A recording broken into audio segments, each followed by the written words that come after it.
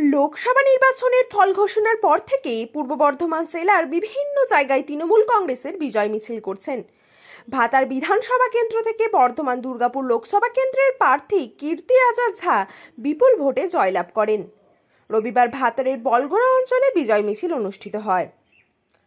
ভাতার থেকে রিপোর্ট মনোজ কুমার মালিক।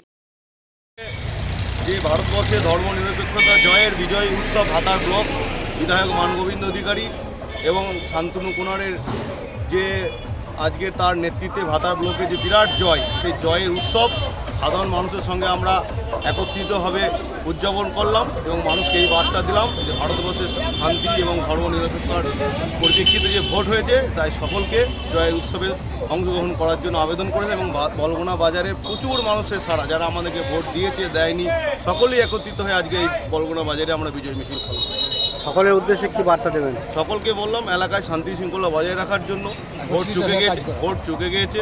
এখন আমরা সকলে একত্রিত হয়ে আমাদের ভারতবর্ষ তথা বাংলার যে উন্নয়ন ডেভেলপমেন্ট দিদির হাত ধরে এগিয়ে চলেছে সেটাকে আরও এগিয়ে নিয়ে যাওয়ার জন্য এবং ত্বরান্বিত করার জন্য আমরা সবাই একত্রিত হবে জোটবদ্ধভাবে আমরা উন্নয়ন ডেভেলপমেন্টে অংশগ্রহণ করি। কত লিড হয়েছে?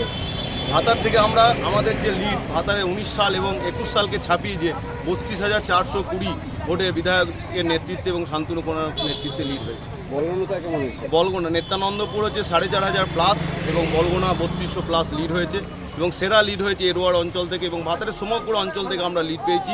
ভাতারের মানুষ আমাদেরকে দুহাত তুলে আশীর্বাদ করেছে, ধর্ম নিরপেক্ষতার পরিপ্রেক্ষিতে ভোট দিয়েছে এবং উন্নয়নের পক্ষে দিদিকে ভোট দিয়েছে অভিষেক বন্দ্যোপাধ্যায়কে। Bengal Fifth Hospital, the first fully NABH accredited multi-specialty corporate hospital with affordable and quality healthcare services.